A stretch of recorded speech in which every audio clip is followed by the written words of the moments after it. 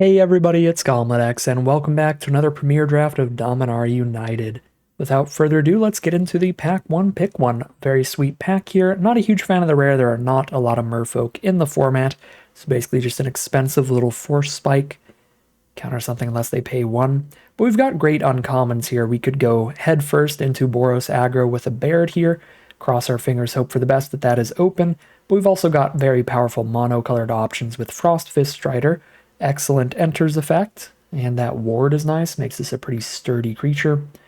And Resolute Reinforcements, I think these both play really well in their respective decks, but I feel a little more blue today. We did just do Boros aggro last time, so maybe play around with some more blue nonsense, starting with Frost Fist Strider.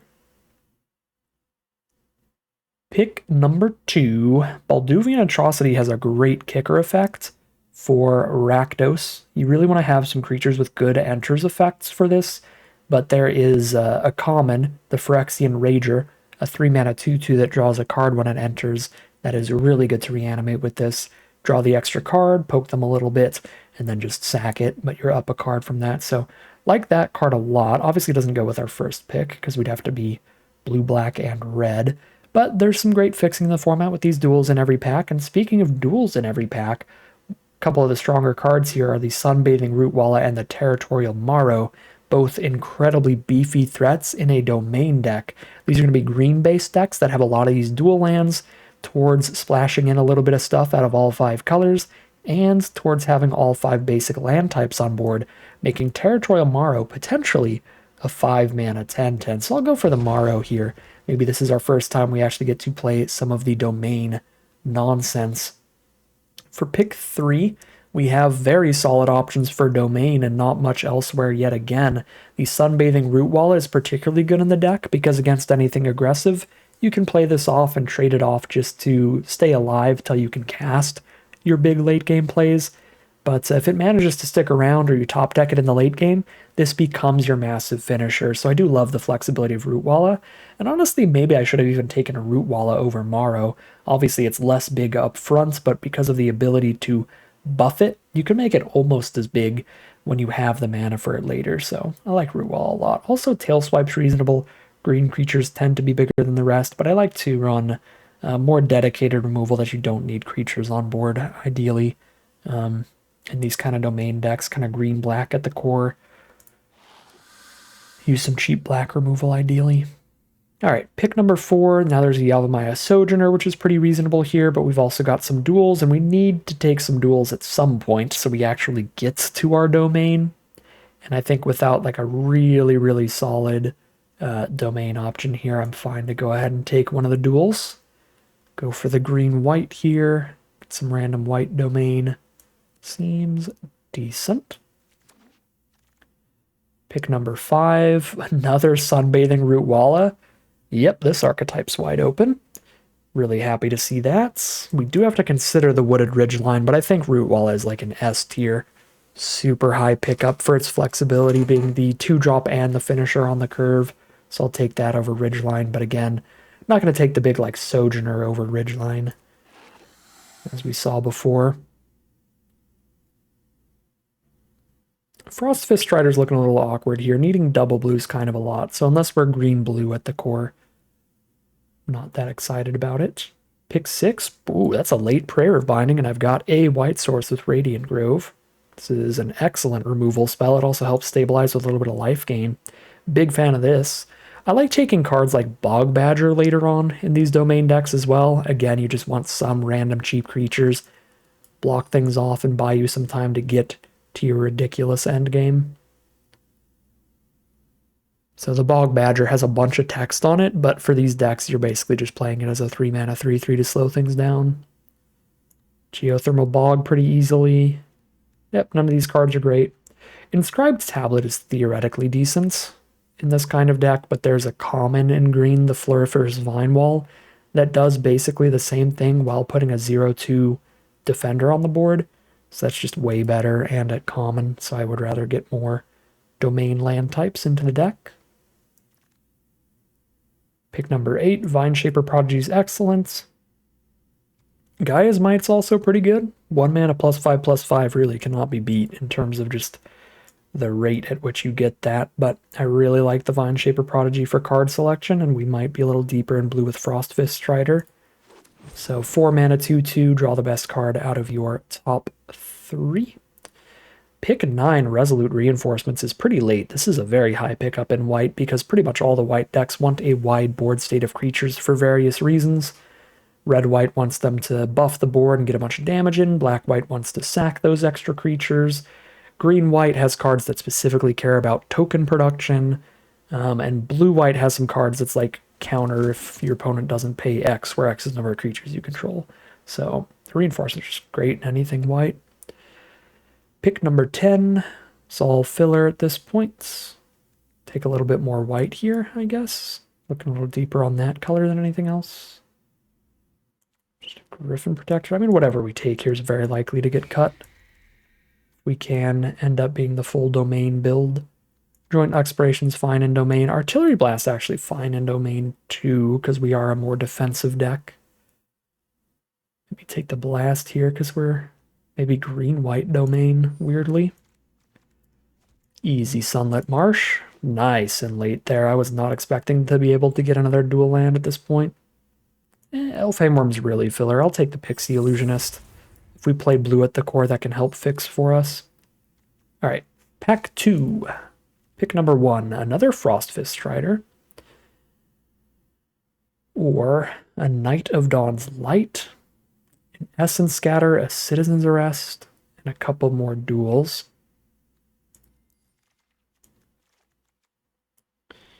So, I mean, Vine Shaper Prodigy wants us to be deeper blue. I already have 2 white duelists, though, and no blue ones. Got good white removal. Removal is super splashable, because you don't need it immediately at that mana cost. I kind of like another Frostfist Strider. I think that's just a pretty big, pretty impactful play. But again, Knight of Dawn's Light's just a great card in general. Citizen's Arrest double white is maybe a little hard. Sell. But I guess Frostfist is double blue, so at that point. And for a penny and for a pound. Pack 2, pick 2. Destroy Evil is easily splashable removal. Or we could take the Aquifer, which is fine. Oops. We're not cutting any duelists.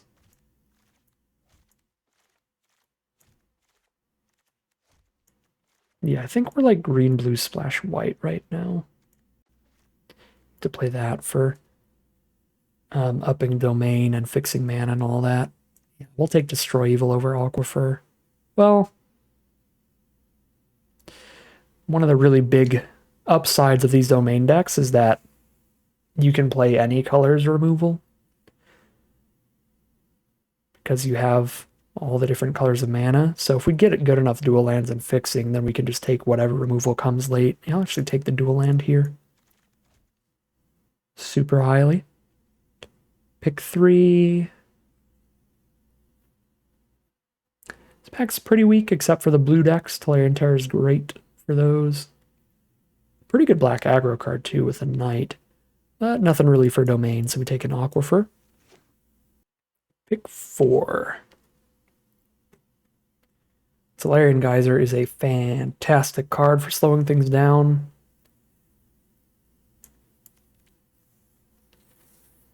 Yeah, pretty big fan of it. Plays really well against tokens also. Also Shadow Prophecy, that could be huge card draw. Atrocity's got a great kicker effect. Actually, Shadow Prophecy in the right domain deck. Look at the top 5, put the best 2 into your hands. Pretty ridiculous. I feel like we're more of a Shadow Prophecy build than a Tolarian Geyser. Here's another Shadow Prophecy. Let's go. Dig for exactly what we need. But there's also Outrider, which is an excellent finisher for these decks, dealing 5 damage when it hits the board. Pretty big pickup. Prophecy or Outrider. I feel like Outrider's probably going to get taken higher than Prophecy. So we take Outrider, maybe if we're super lucky, wheel the Prophecy. But more likely find another Prophecy in pack 3 somewhere. Pick 6, all right, Lightning Strike. Again, perks of being a domain, we just take any removal in any color. Alternatively, a 4-mana 4/4 is actually a pretty good blocker. 4-mana 4/4 reach. But take the Lightning Strike here.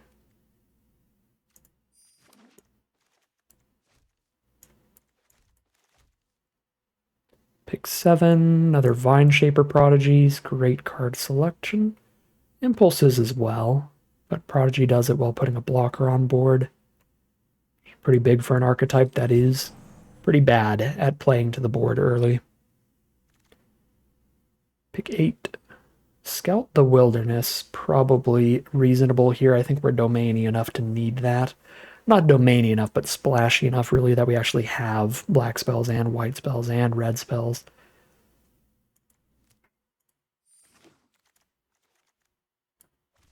Wooded Ridgeline.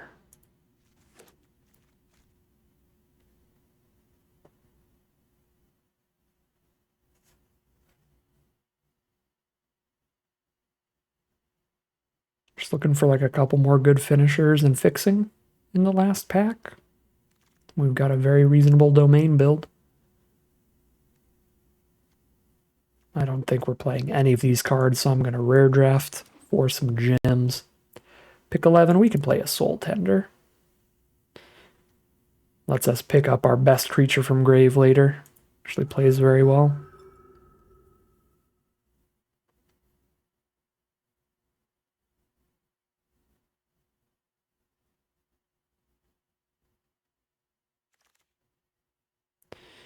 There's that super efficient Gaia's Might.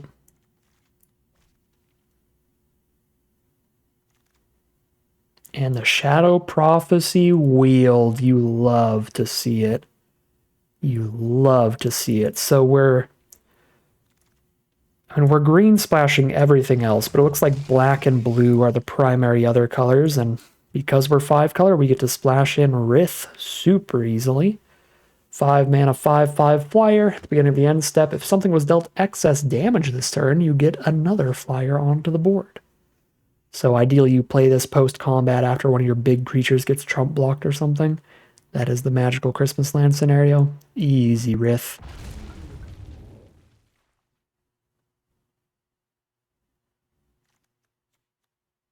We've got 6 non-basics in the deck right now, so we're at 19 out of 23 non-land cards.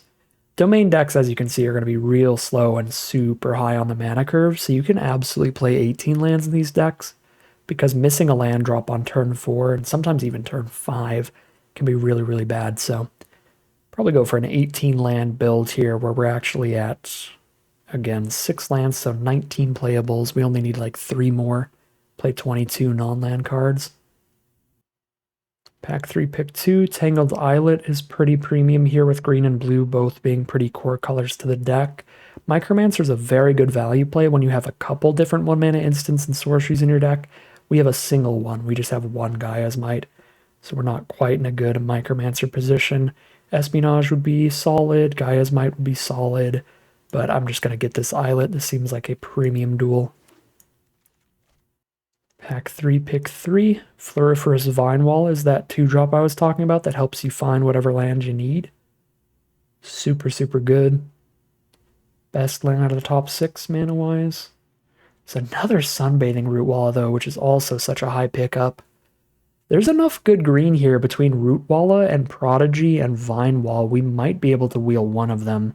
I think I'm going to go for Rootwalla. That feels the least likely to wheel, and we should be able to get back either the Prodigy or the Vinewall if we're lucky. I guess the rest of the pack's pretty bad.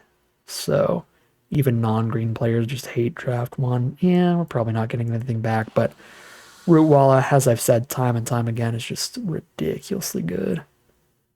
Pick 4, Deathbloom Gardener's fine fixing. We obviously prefer to fix with dual lands and pulling out the right basic, because that's going to fix our deck and up our domain count. But Gardener is reasonable when you have this much just different colors of stuff going on. So that'd be fine. Miasma's good if we can consistently hit double black, because we're going to be slower than most decks. So using this against aggro is decent, but it's terrible in the mirror. Soul Tender is always pretty good. I think I'm just going to go for Soul Tender.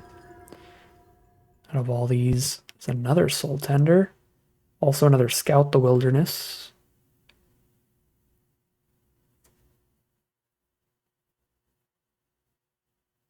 This all seems solid. Go for another Scout here. Pick Pick 6. Green-black dual land is a huge pickup. Join the party.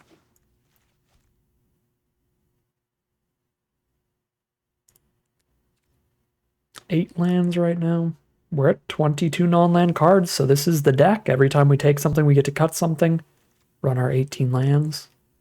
Pick 7. We take Floriferous Vinewall over a second Ridgeline for sure.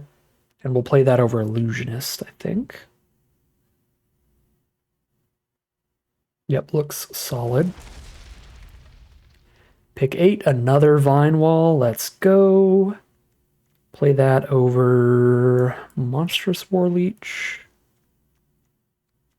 Yeah, I think I need all these spells. Pick 9. Take a Joint Exploration, although I don't think I'm cutting anything for it at this point. Yeah, I don't think any of these cards are significantly better than anything in the deck. And everything in the deck's filling a pretty important role right now. Probably just cut the Exploration. I actually really don't hate the idea of double Gaia's Might with like little Vine Walls to surprise block kill. I've already got double Shadow Prophecy. I don't need an Espionage. You know, I'll play another Gaia's Might. I actually might play these over Scouts now that I have double Vine Wall also searching and we've got really good duels. We could be in a position we don't need the Scout the Wildernesses.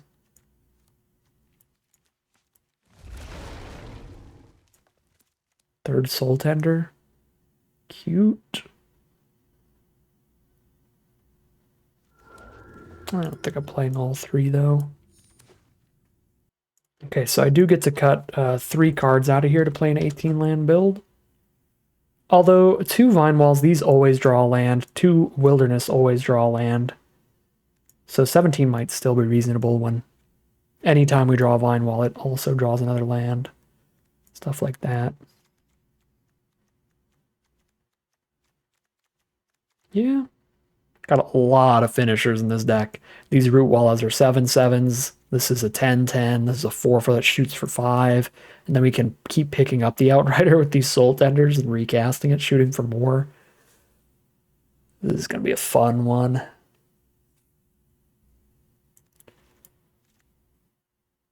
Yeah, I guess I could just cut 2 of these because I've got 2 Vine Walls and I still run 1 Scout. Yeah, run 1 Scout, 2 Vine Walls, drop the Joint. And then we're at 17 lands plus 2 Vine Walls plus Scout the Wilderness. This looks like a super reasonable deck. The one flaw with drafting Domain is you have to figure out the mana base. So the deck building always takes a while. We have 5 black spells, 3 Eerie Soul Tenders, and 2 Shadow Prophecies.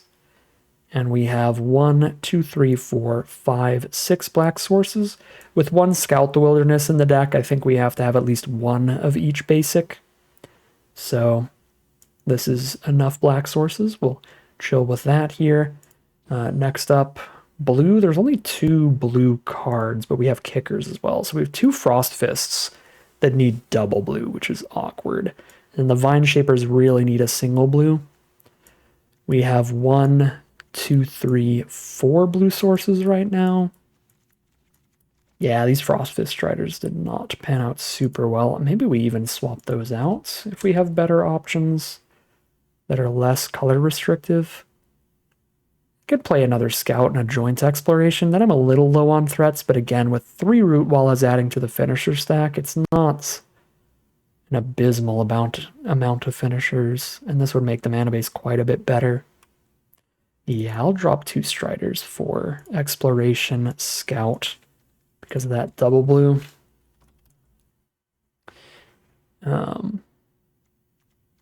And it doesn't even want to play a single island. We still have to play a single island because of the double Scout the Wilderness for sure.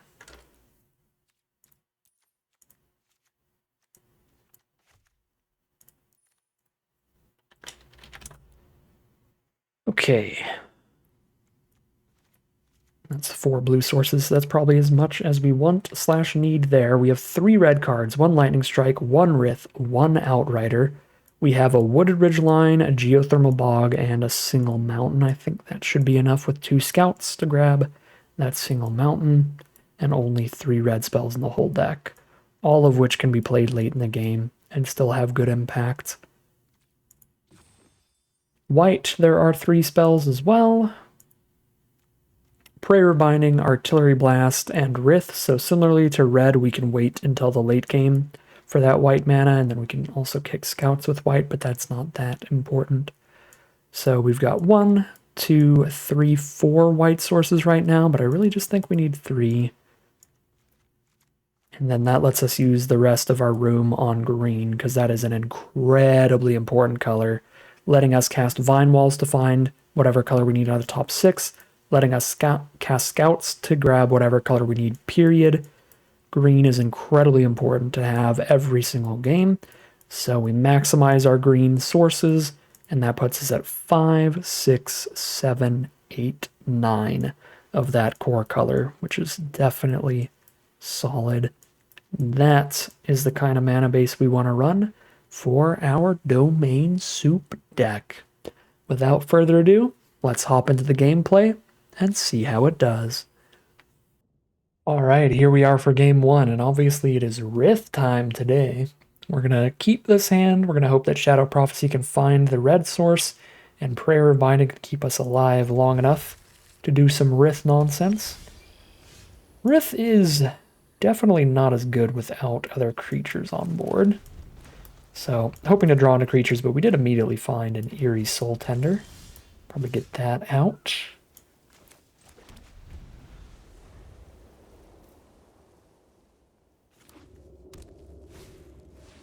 Banalish Faithbonder. Black-white from our opponent, one of the better archetypes against Domain, because they have ways to have each player sacrifice a creature. It would be pretty devastating if our only creature is one big Rith or something like that. Soul Tender now, then I can Bog and Prophecy for 4 cards next turn. And that is the red source for Rith. I mean, any trade with the Soul Tender is decent. The Faithbonder has too high toughness to actually trigger Rith anyway. Okay. This is going to be a Shadow Prophecy. Take a little bit of a hit here. Wingmantle Chaplain. And Orzhov? Well, that's a problem still, because that's a mythic uncommon. One of the most busted cards in the set. With the ways to recur it and bounce it and all the ways to tutor it up since it's a defender. Well, there's land 5. Unfortunately, it hits the board tapped, but I can cast Prayer of Binding or Lightning Strike for now. Prayer the Wingmantle Chaplain, so they can't bring it back no matter what. Could be a thing. I don't have a blue source yet, so I can't even kick this Vine Shaper Prodigy anyway. I think I actually take Root Walla over that. No! Island has arrived. Well, if they kill a Rith without exiling it, I've got the Soul Tender for late game. So we just play that for now. Our deck's really never going to be in position to play super well against sacrifice effects, so if we each have to sack a creature this turn, we're pretty doomed regardless. Alright, show me a giant trick here, I guess. This is going to be the Death Touch Lifelink trick. I guess I can play around that pretty easily and just take 3. If it's the Death Touch Lifelink.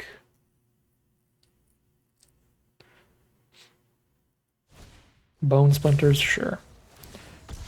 So they probably also have Death Touch Lifelink. So we're ahead on cards as long as I can survive. So I don't mind the idea of Lightning Striking this Griffin Protector. They have no damage on board, and I can Shadow Prophecy for the best 2 in the top 5. I can always just Soul Tender back the Rith too and just keep replaying that. Yeah, I really don't mind that. I think I'm going to do that while they're tapped, because the trick is Death Touch indestructible. The important part being indestructible if I try to Lightning Strike during their turn. Barricade? Alright, so they draw a card every time, they sack something, and egregiously importantly, they're getting a bird off of every defender, and that's a defender, so they can draw a lot of cards off that. Yeah, again, this isn't really a problem with the barricade, it's the problem with how good the stupid Wingmantle Chaplain is.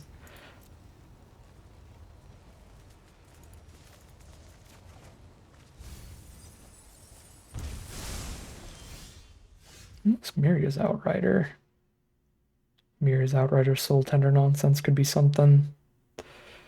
I kind of want to kill Chaplain before they can just sack it and gain a life, draw a card. They're tapped out of that right now.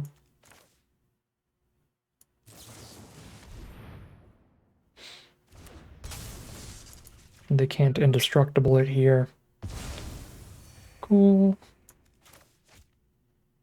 I've got a lot of self-mill in this deck with the Shadow Prophecies dumping everything in the grave and the Soul Tenders milling 3. It's kind of scary.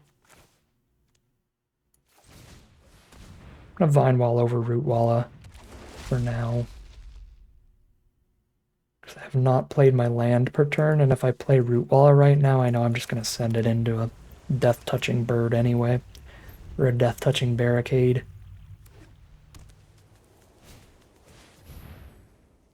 Ooh, they might have us both draw cards just because of mill here. Yeah.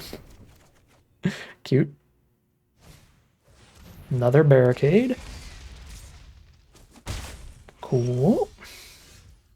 Alright, I got 2 Root Wallas, I got a Gaia's Might, I got an Outrider. We need to start getting some damage output here.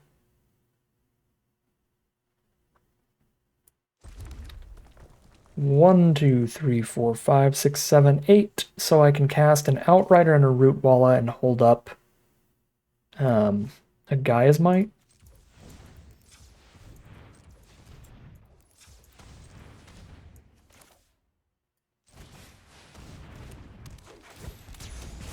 Start playing our gigantic threats.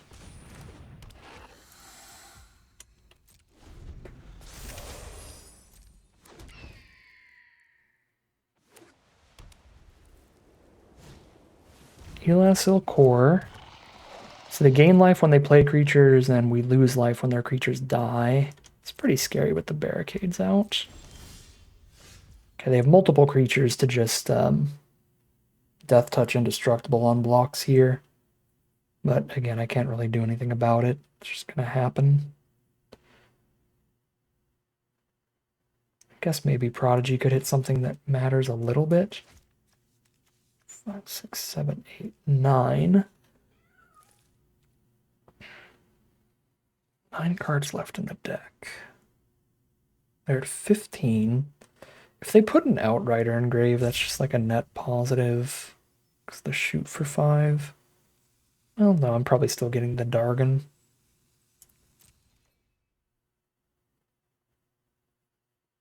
Well, I gotta get damage and I gotta fight through their nonsense. This Elas is gonna be real hard to beat, though. That's already 5 damage on board just from them losing 5 creatures. I will happily trade this into the Death Touch trick. Oh, they're just gonna barricade? Dang. That is definitely worse for me.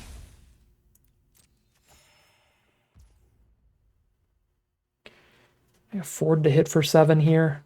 I still have 5 mana up.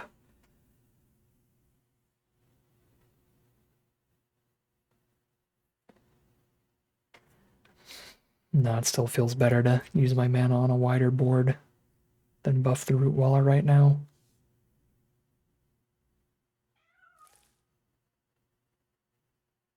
Especially with them thinking like this, they might have like a -2/-2 trick. To respond to that and then force a Gaia's Might out of me.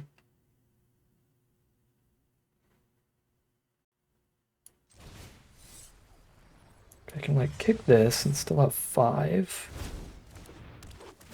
Still 8 cards in deck. Okay, none of those are good right now.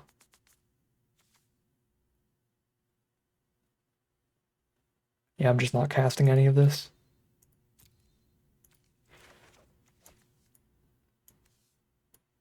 I guess Soul Tender goes to the very bottom because we don't want to mill ourselves out.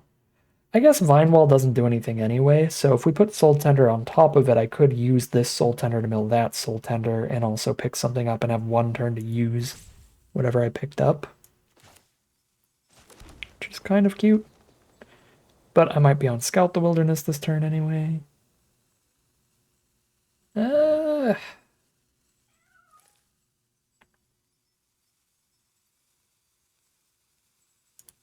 8 cards.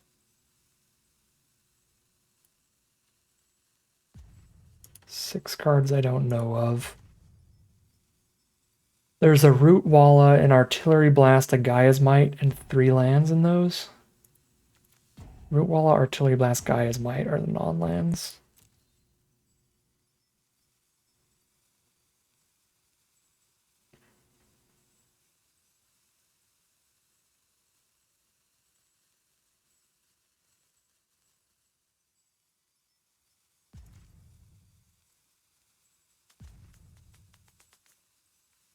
I think I'm just picking up a Rith.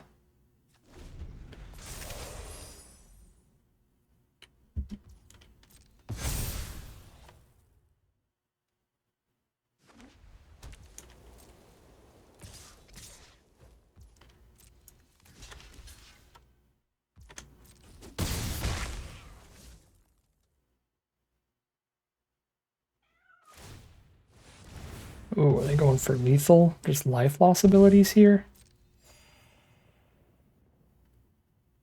Sacking the bird there. Yeah, they must have some big life loss thing coming up they're trying to lethal me with.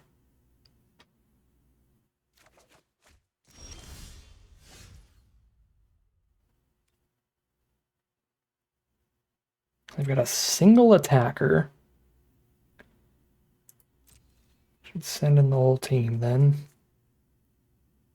I guess not the Vine Shaper Prodigy, because I'd just have to Gaia's Might that if anything blocks it.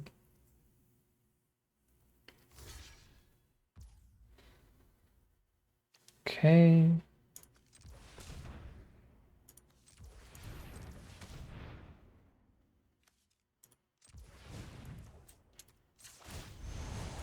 Show me the removal, and then I get to be sad. Nope, just sack the barricade to the other barricade to prevent Rith nonsense. Wow. Yeah, actually the barricades are so good against Rith, making sure Rith never triggers off of the excess damage thing. Down to 12. Here's the big flying ward. Dang, I am 1 mana away from holding up the Gaia's Might. Hopefully it doesn't matter.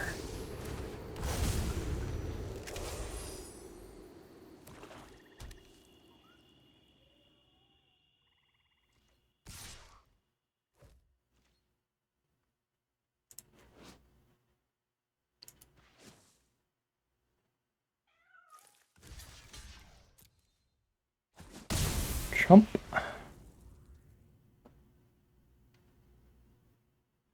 Seven cards left. There's Aaron.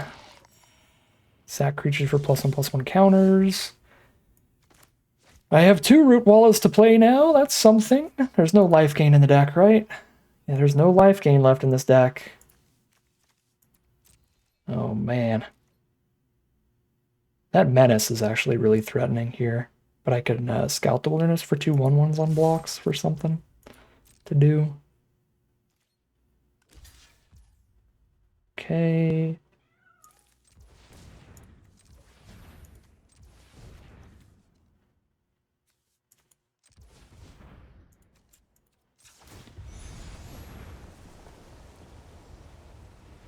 Just sack the Aaron on blocks.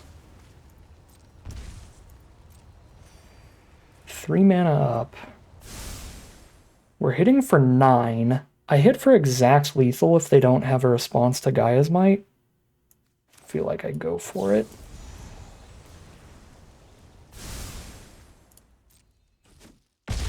Okay, I guess they could have actually sacked the gibbering barricade, the gibbering barricade, excuse me, to be at 1 life still there. But then I have 4 mana left to play the chumps. All right, that probably took much longer than it needed to, but that was domain nonsense. Really winning off the shadow prophecies, putting us way ahead on cards, making sure we had all action there while they were kind of just drawn off the top. We got to just look through the whole deck and just play our big stuff. All right, big, long, stressful game to start it off, but we do begin things with a 1-0 record. All right, here we are for game number 2. The Shadow Prophecy digs 4 cards deep now. It's going to be pretty beautiful.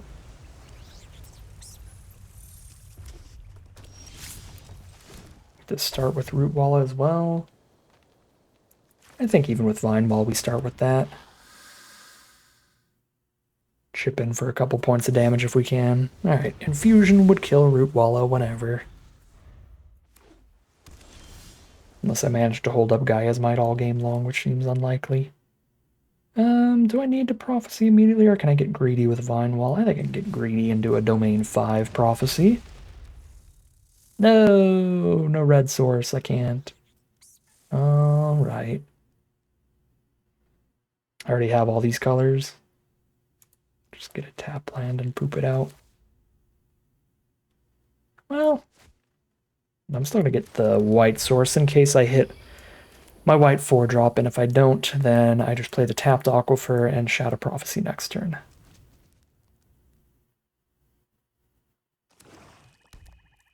Grixis from our opponent thus far. Mountain, Island, Swamp, full natural Grixis. We did hit the white 4-drop, but they have no permanents on board, so I'm just going to Shadow Prophecy.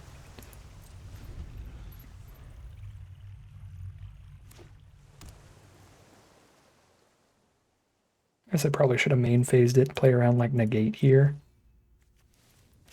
But if they negate this, then Scout resolves for full domain and 2 1/1s.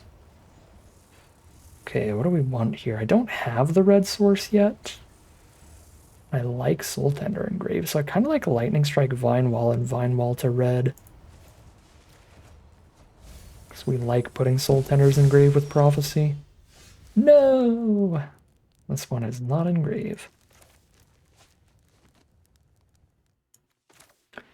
What are the odds they would have countered Shadow Prophecy if they had a counterspell? I guess not monumentally high, because at 5 mana, domain decks can just like play 10/10s and stuff, so I'm not gonna kick the Scout right now. I'm gonna go for the Vine Wall. I'll play our less impactful plays.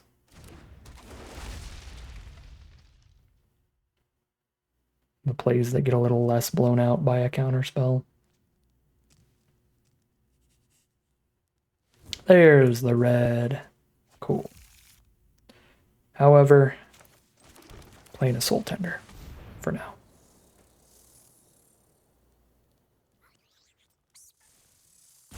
I would be incredibly happy if they countered that.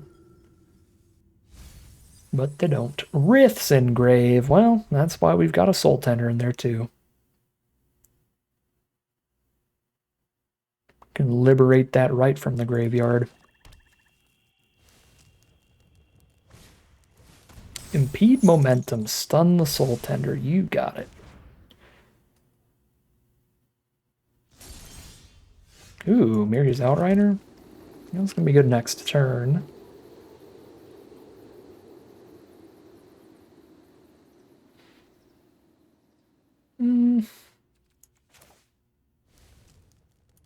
It'll be a little longer until I get Rith this way, but if we get them to counter the Scout instead of the Rith or the Outrider, that's good anyway.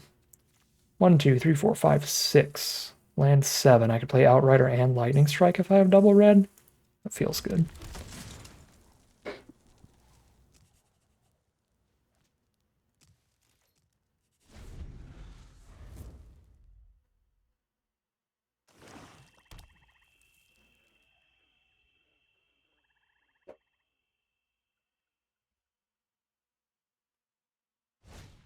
Balduvian Atrocity. Do they have the good combos? Nope.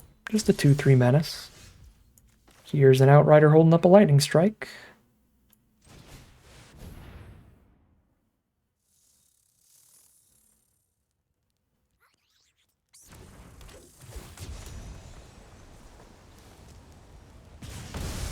Extra 5 damage out of nowhere is a ton, so I'm actually going to lightning strike the Atrocity and save the Gaia's Might. Ooh, trading into a negate is pretty good.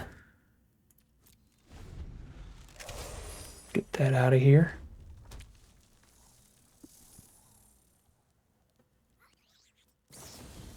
Vortex, put it on the bottom of our library. Well, we've got a couple ways to shuffle and a couple cards that put things on the bottom. I wish I could choose the order on these things, though. I don't know where the setting is to be able to choose. Because it's not on here. There's no choose the order. Auto order cards on the bottom is not on here. Well, there's Artillery Blast for the Atrocity, I guess.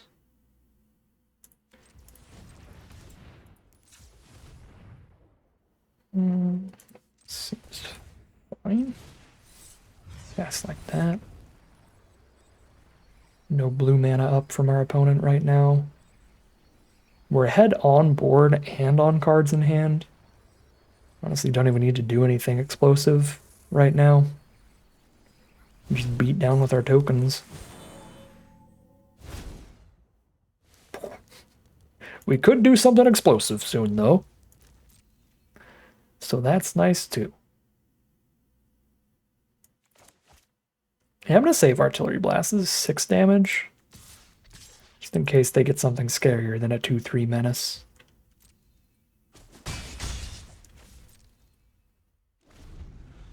We are already ahead. And we are not the kind of deck that needs to immediately push its advantages. We can grind it out nice and slow. Safe and slow. Slow and steady. That's the phrase.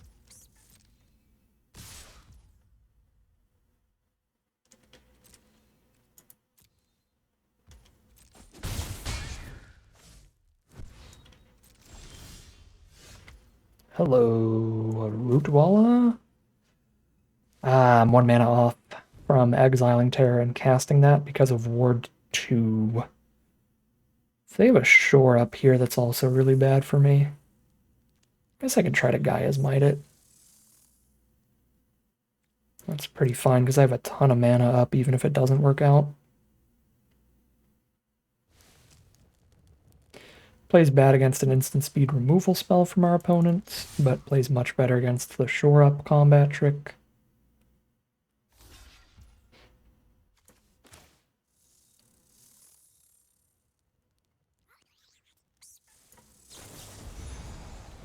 Two, 3, 4. I could hit them for 9, but we're killing the terror.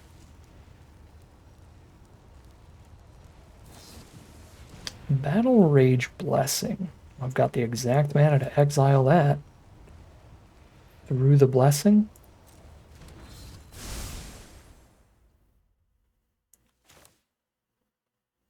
Tapped out after this, but this is decent.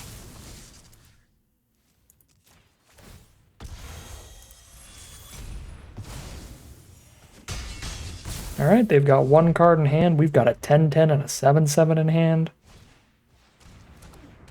There's 1 Death Toucher for our opponent. They gotta just hold back on blocks, and we've got another Vine Shaper Prodigy to bring us even farther ahead. Shoot, I guess I only get to send in the 3-1. But the 3-1 dying is just good, because then it's gonna turn into a big dragon later. Is my Outrider engraved? No. It's on the bottom of my library. That's what happened to it.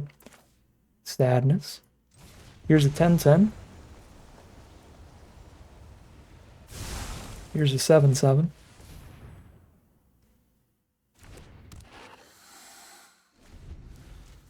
And we have the meats. And there's the concession from our opponent. That is 2-0 now, heading into game 3. Alright. Alright, here we are for game 3. We are looking to find much more lands for domain. So far we're kind of mono-green. A little awkward. The only land we really need is the blue source for Prodigy. Another Gaia's Might, also pretty awkward this early.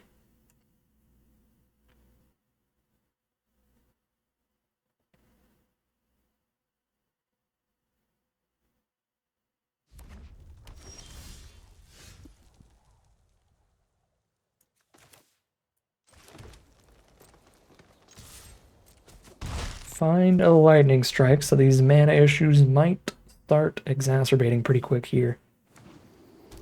They're just compounding on each other.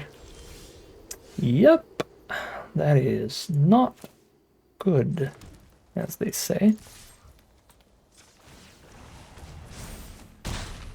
But our opponent starts the game at 14, so that's a little bit of an upside.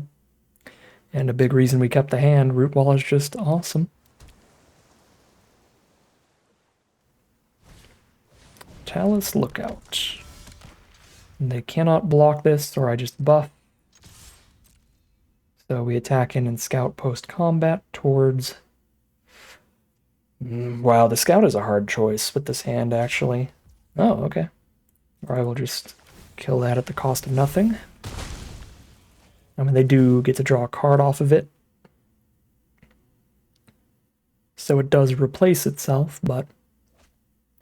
it didn't even cost us a card to kill it, so not a bad deal at all. Yeah, we have to choose between blue, red, and white because all three are important right now. It's definitely between blue and red with the scout, but I think it's going to be the blue source, since the Prodigy could then help find other mana. Okay, and then especially if we find the white. Najal trade is just good for Rootwalla already, but we could even Gaia's Might and win the fight here. I guess it would cost 2 Gaia's Mights to do that, because I don't have enough mana to buff Rootwalla and Gaia's Might.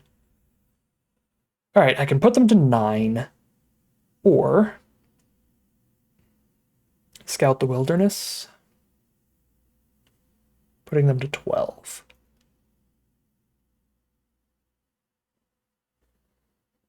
Let's Scout the Wilderness. We really need the right manas.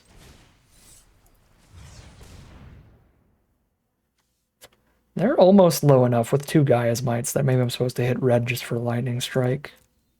But I feel like Najal's about to attack and double up a removal spell, kill Rootwall on something else. But I've got a Gaia's Might up to save it from a strike.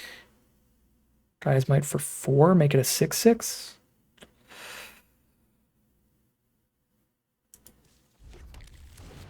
We're gonna go big. We're going for damage. We're going for red.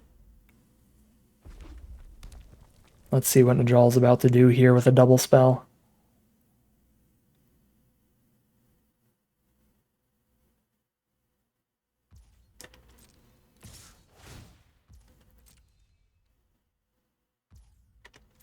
Nothing. Just poke for 5.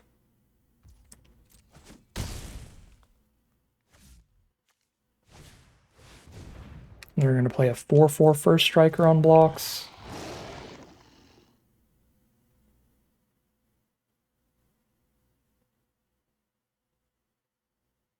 So they need unconditional removal for this Rootwalla or they're dead, right?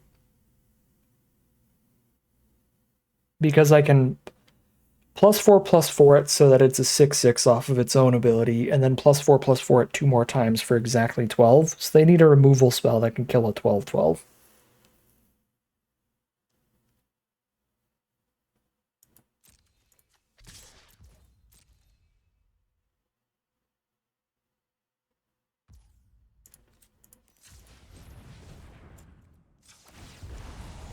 I guess if they just have -2/-2, they could use that to stop enough damage to not die. Oh god, it's a 14/14? My lord. Gaia's Might just finds them free wins out of nowhere. And we are 3-0 now. Game number 4 is a beautiful Rootwalla hand. The double Soul Tender in the opener is awkward, because I'd really love to just mill them with our prophecies instead. And now we're going to mill ourselves a bunch. Mill 3, 4, 5, 6, 7, 8, 9, 10 minimum. Hello, Rith. I'm no longer concerned about anything. Although Rith could just get exiled and never come back. It happens. It's tragic every time.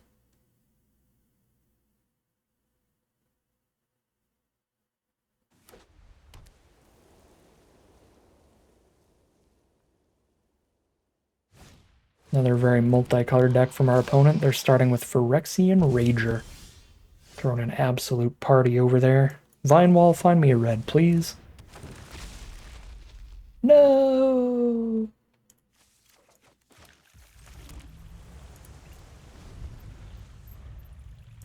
Well, it's 6 cards closer to the red.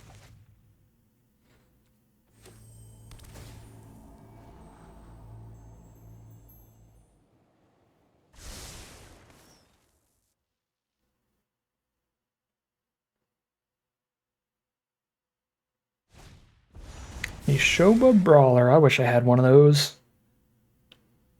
I wish I were a little bit taller. I wish I were a baller. I wish I had a brawler.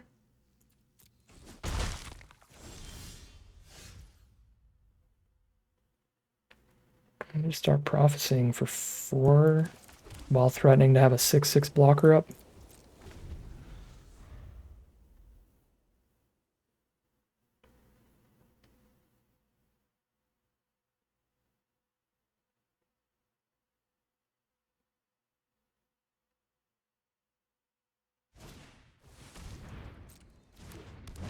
Vine wall it up, looking for probably the green source. They have every other basic land type. And there it is, the forest. They found what they were looking for. Well, that's going to be a blowout Gaia's Might or something here. Yikes. Time to take a lot of damage. I guess the 3/1s are big enough to kill Brawler without tricks from our opponent later. Wow. We have dug far and wide and there is no red to be found. Artillery Blast is very helpful here though. So that's fine. And I guess Scry a little more farther for the red source.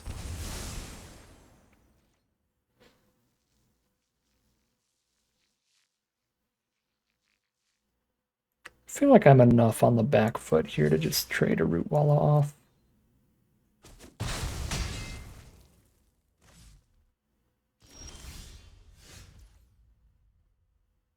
Can't quite Prodigy and still have the blast up, so this is going to be Prophecy or Joint Exploration holding up the blast. Well, I could also just cast the blast right now. Then they have to use their Gaia's Might or whatever right here, right now. And they don't have it for the Eerie Soul Tender next turn.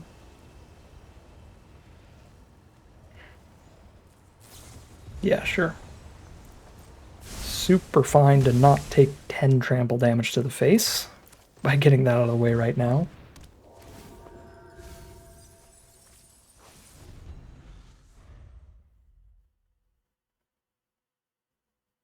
Did I mill a red?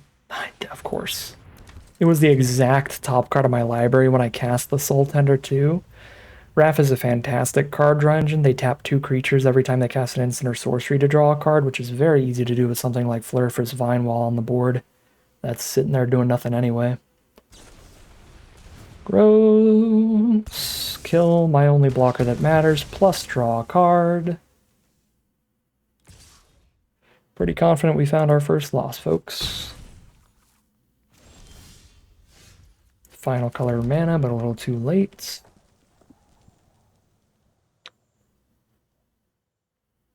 Yeah, that doesn't really help me at all. Trades off into the Brawler, and we have nothing left. But they could even just use Wrath, and then that's 6 power. I mean, it would still trade into Rith. If they have literally no interaction, then I guess technically Rith might be okay, but I just don't think it's going to be enough. I have to like prophecy into an untapped land and a prayer of binding or something here. Like just hit perfectly. Actually, no, I already played an untapped land this turn. I already played the mountain, I think. Yeah, so even if I find prayer of binding, I won't have the mana up for it. I do have a lightning strike in there I could find. And that is cheap enough I could prodigy in lightning strike, so that's my out. Prodigy into the lightning strike. I guess prophecy digs 2 cards deeper, but also puts me super low. Well, shoot. We're quite dead. I guess I can see the last 2 cards I would have had. Yeah, it wasn't in the top 5 for the prophecy anyway. Wouldn't even have got there off that. Ouch.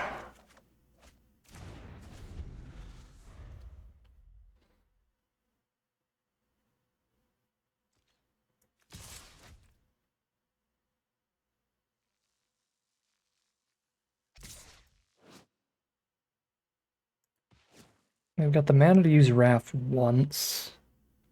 So a 6/4 trample and a 2/4. If they have pretty much any spell, we're dead.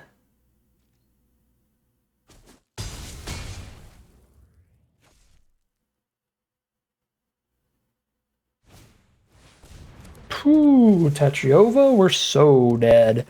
Techova is one of the best endgame finishers for the domain decks. Yeah, I mean, there's no shot here. Even if they like don't block Prodigy and I ping with Outrider, they're still at like 9 life. Alright, gross. Mirror match, but their domain was super open in their draft pod. The Brawler and the Techova and some just huge devastating plays. We are 3-1 heading into game number 5.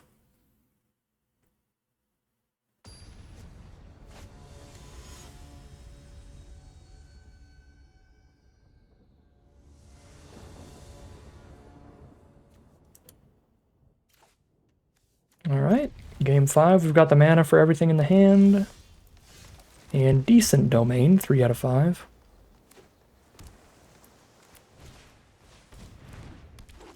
Oh no. Our opponent's just going to start with a 2 mana 3/2 trample. Well, I guess we're playing Soul Tender turn 3 to block that. Hopefully.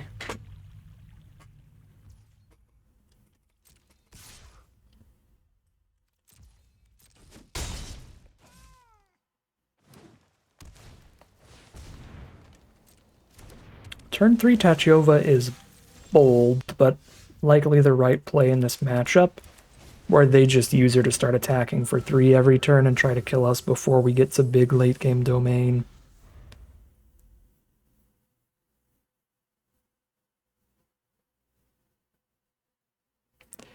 In our deck, if we had a Tachova, we would basically never play her turn 3, because it'd be really important to finish things off with her. But yeah, if our opponent has a good curve with cheap removal like that, just get the extra damage. And this is how you beat the domain decks, just curve out on the play. And this is how you lose with the domain decks, have your opponent curve out on the play against you.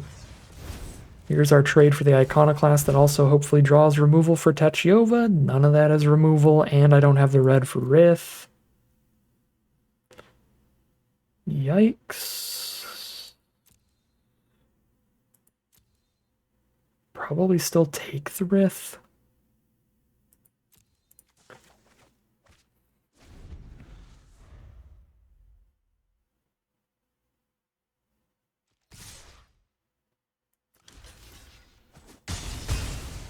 Down to 6 already. Just a super aggro curve. There's the Vine Wall. Find a tributary. We find a land. Well, can I find anything in the top 4? Ideally an artillery blast, but if I find nothing, super, super dead. I guess even if I do find something, I'm so low on life right now.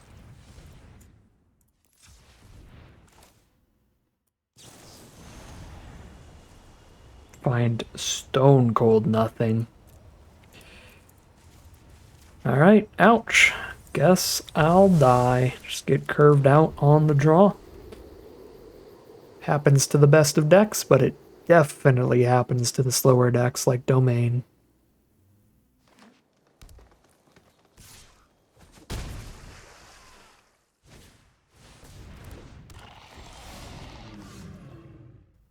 There's that removal fashionably late. Now we just die to Defiler. Because I do not have the mana to cast this removal and play a flying or reach blocker. 3-2 it is, heading into game 6. Alright, here we are for game number 6. We're on the precipice of a mediocre draft. If we lose this game, we're on a 50-50 run, 3 wins, 3 losses. But if we win the game, we're at a positive record from there. So this is that tipping point here. Hopefully this vine wall can find us one of these colors and we can roll from there. Well, let's see. 6 cards deep. What mana do we have? Well, we found black at least, but now we put our best late game plays on the bottom of our library, which is obviously pretty devastating. Couple ways to shuffle the library in this deck, so might still draw into them later, but for now, it's a pretty big bummer. Herbalists.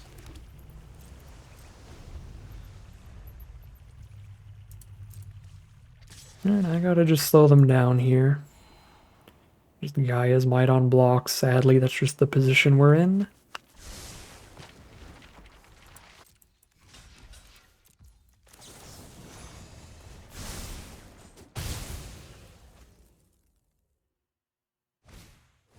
Another Herbalist. And land for turn. There's the red source. Let's go. Alright, so there's Soul Tender to trade into the Herbalist. Bog to have the red source. We can Outrider next turn. It's pretty big. Completely out of gas from there, but seems like a pretty solid start to the game.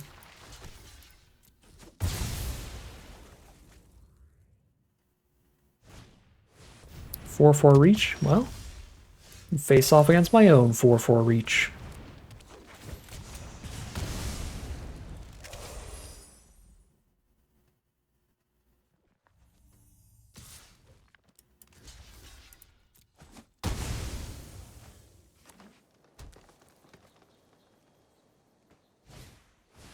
Scout the Wilderness kicked. And they're just 2 colors, so just a couple 1/1s. Soul Tender, hold up the Lightning Strike, or just hold up the Soul Tender mana here to pick up the Outrider. I'm going to play another Soul Tender. We could mill something like... actually, we couldn't mill the Rith because the Rith's at the bottom. Never mind. Probably should have just held up the Soul Tender mana then. I was going to say, I could mill something better than Outrider to pick up with the first Soul Tender, but I actually can't.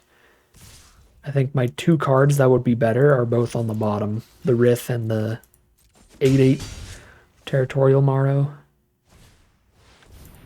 Alright, a bunch of 1/1s. This is going to be pretty bad if they have the +2/+1. Instant. Get a bunch of damage in. Okay, Phyrexian Missionary is not bad. Really pretty happy to see that here.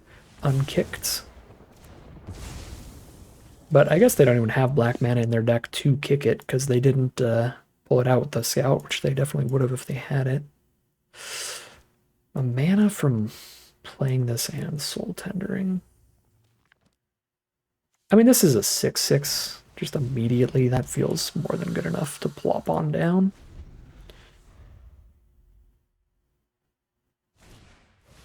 Cavalier. Flyer is theoretically threatening, but I have the way to pick up the reach creature in my grave.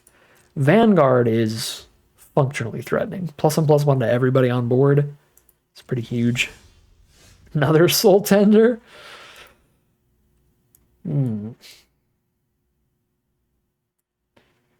Supposed to mill you off the Shadow Prophecies. Can't even hold up Root Wall's ability playing this right now. I'm just going to threaten Root Wall's ability and use Soul Tender instead to pick up the Reach blocker.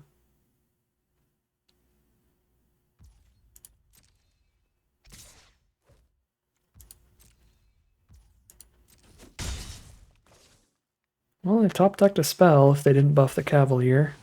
Knowledge Sleepbird, 2 mana, 3/1. I'm really happy they didn't grab a Swamp off the Scout. That would have been devastating with those 2 kickers in a row. Maybe they just forgot to put a Swamp in. Or the auto suggester didn't put them in because they aren't black spells.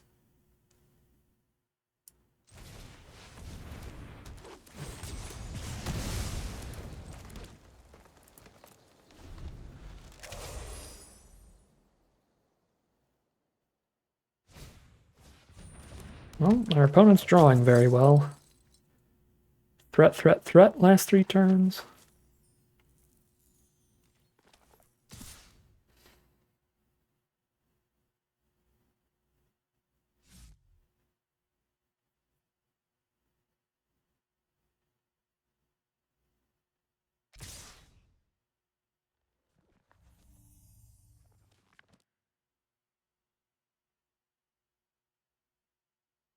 Well, this looks super fine. I mean, I guess I take 10, go to 7, but I kill all their most important threats. Lose my Root Walla, but it is worth it to prevent a little more damage. And kill their biggest, spookiest cards.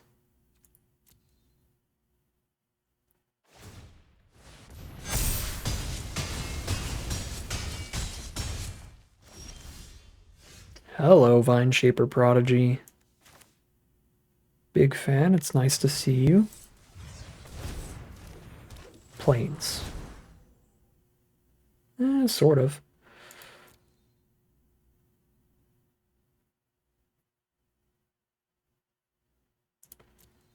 Yeah, close enough.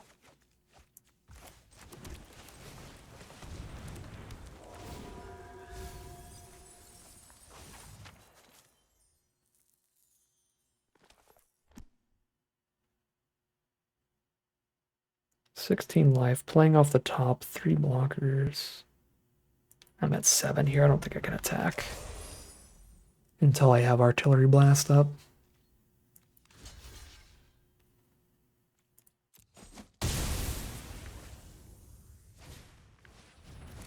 What is this? You just drew 1 last turn. Stop.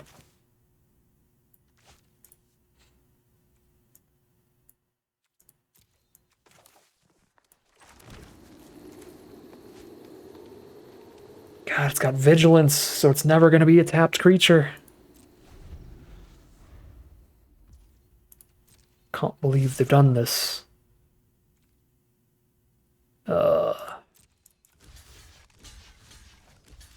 What did you draw this time? Nothing, question mark?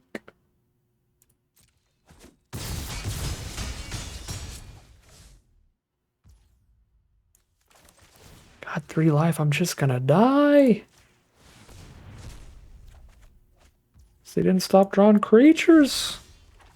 I can't cast you, Shadow Prophecy, I'm just gonna die. I mean, I go to 2. Technically not dead, but they top deck again, I'm dead.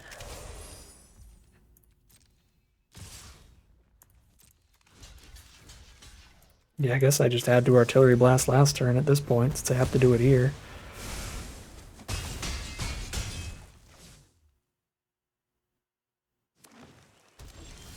Okay, they're missing now, but I can't even cast my Prophecy, so I don't think it matters.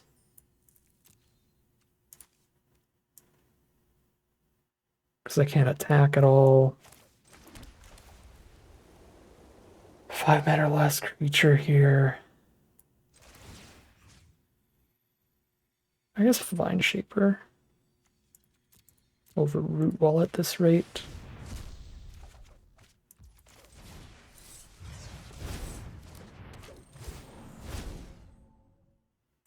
Oh boy, that matters a lot.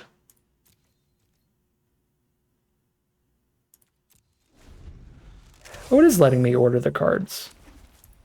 I just keep clicking OK. Maybe I was able to order this whole time and I'm just like blind.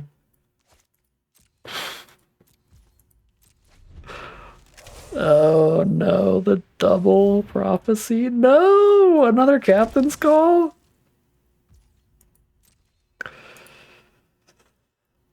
I can know exactly what these 4 cards are because we know what those are and we know what everything in our grave and exile is. So those 4 cards include a Rith and a Territorial Morrow. So I can Prophecy into Rith Morrow. So I can go Prayer, Prophecy, cast Rith and Morrow in the same turn. And then I have 5 blockers up for their 5 attackers, but I'm at exactly 1. So if they have any removal, we die.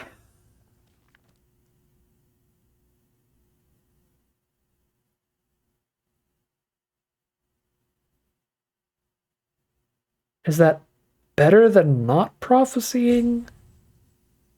Blocking 3 things going to 1.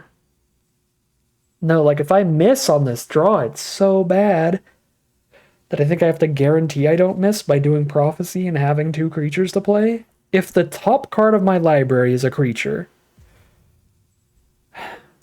Okay, the top 4 are Rith, Morrow, Joint Exploration, Joint Exploration, Vinewall. So no matter what, I draw a creature next turn.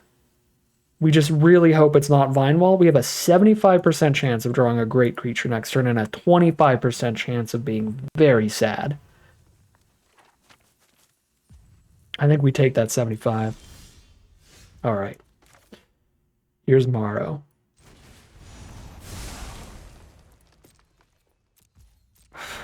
My God. Not just artillery blasting a 1/1 a turn sooner has cost us so much here.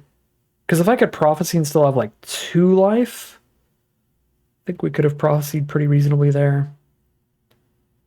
And yeah, I would have taken 1 less damage because we would have killed the 1/1 a turn sooner. Oh, let's go.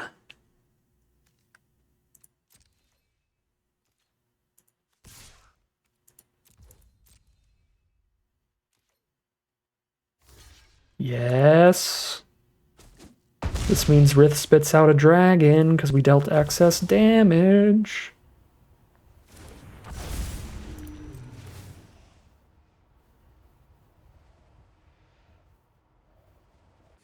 Yes.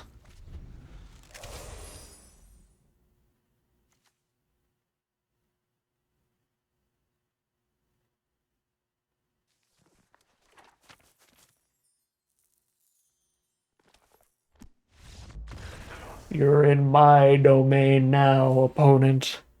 Dug through the whole deck to get to the Rith and the Morrow that we put on the bottom at the very start of the game. Oh my God. That was definitely not played right. The one big punt of the game was not just blasting a 1/1 sooner to take less damage in the grand scheme of things. But I am sure there was other stuff we could have done there. Whew.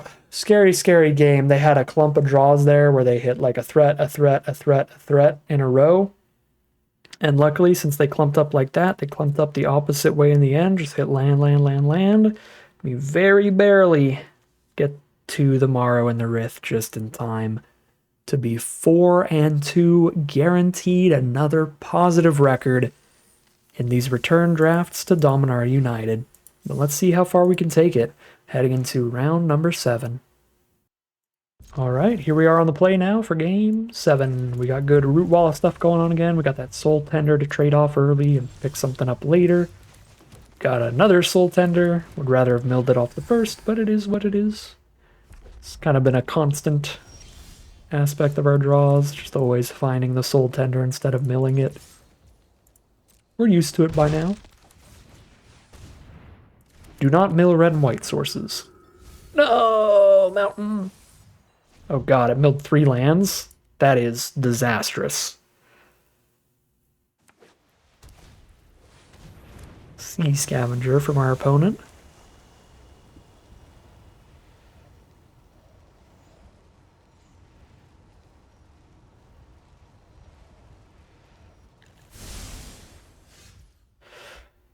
Yeah, but I mean, we did just mill a bunch of lands. Might. Giant growth is back, baby.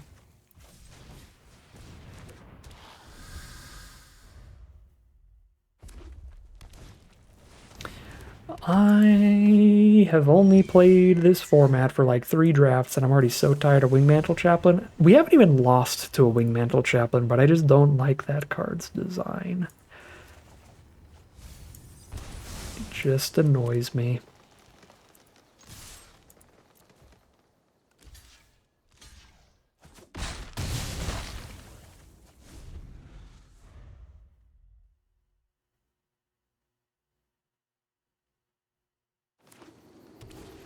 No.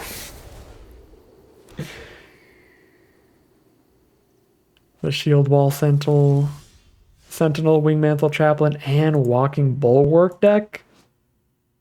Okay, this might be the first time they actually are defenders dot deck. Oh, no. Well, I had to prophecy into land 4, now I have to scout into land 5. I can't impact the board, and even if I could, they're about to have a million blockers with a bulwark and another bird. We need them to not be able to kill a Rith. Oh god, I milled my only mountain. Can't even scout for the red source, but I guess I needed white and red to get to Rith anyway.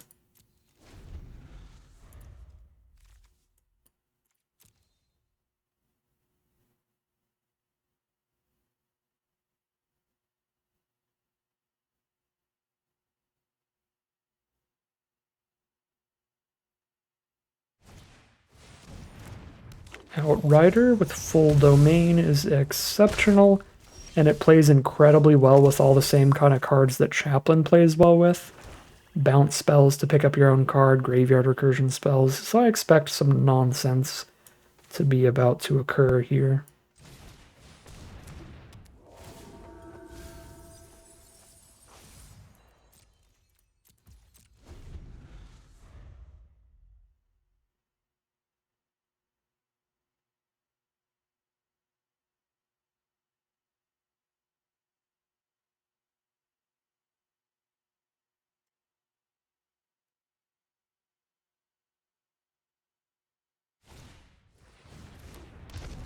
Yep.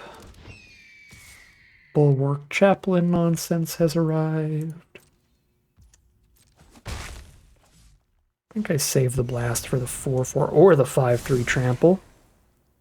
Oh, my Lanta.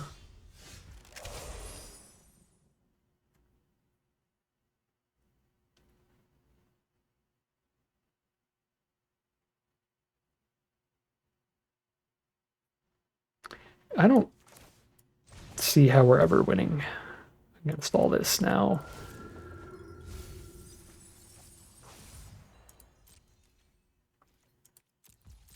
But maybe there's a chance. We stick it out. It's our last loss. Worst case scenario.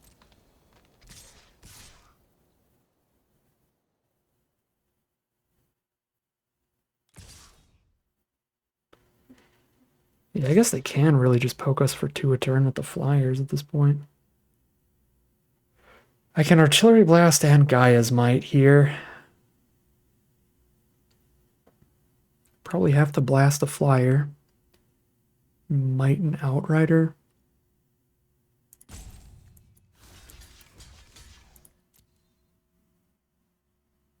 And worst case scenario, Soul Tender is super expendable.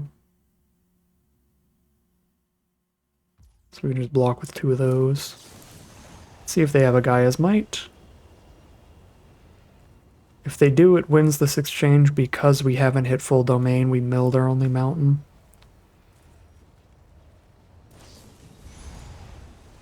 Yep.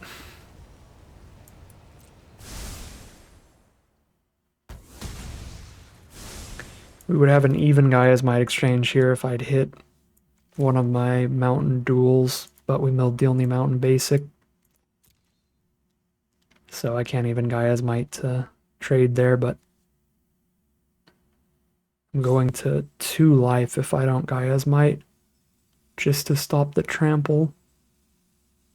Alright, whatever. At least the game's over. Our misery has ended. If they have any removal, they can use it for lethal on board. Cool. Alright.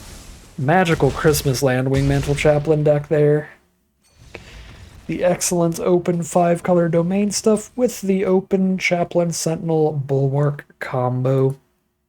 So our 3 losses for today were 2 games we got curved out by more aggressive decks, which absolutely happens to domain, and then 1 where they just had the stronger build.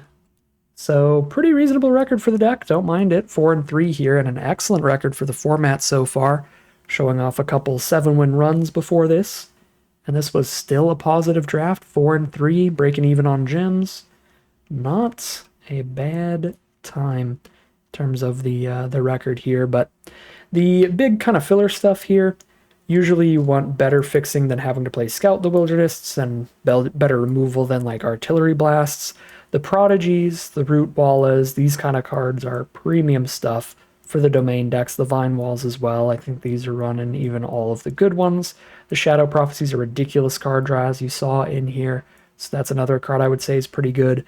Ideally, Soul Tender, you want to be a little more black-green for. You want to actually have like Urborg repossessions and stuff. Other ways to pick up cards from your graveyard, so these were a little awkward in this deck. But yeah, I mean, our finishers were good with Outrider, Morrow, and Rith. The triple Root Walla being exceptional there as well. We had some pretty good removal with Lightning Strike, Prayer of Binding, but there was certainly some filler dragging the deck down, like the Artillery Blast, Double Scout, Joint Exploration, kind of filler nonsense in the end, and the Soul Tenders not being perfect for this build. So this looks like a really good core to a domain deck. It just could have used a few more really solid playables in here instead of some of the more filler that we've dragged to the side. So 4-3, perfectly reasonable record for it, and that maintains a great win rate for our return to Dominaria United. But that is going to end today's video. As always, I'd like to thank my patrons and YouTube members for their support, as well as you for watching the video. If you enjoyed and you're interested in seeing some more, you can always like, comment, and subscribe to tell the YouTube algorithm to send you some more in your recommended feed. If you'd like to catch me live, you can check out the Twitch channel in the link in the description below. If you'd like to support the channel directly, you can check out the Patreon link in the description below. But other than that, as always, thank you very much for watching, and I'll see you again soon for some more Magic Arena.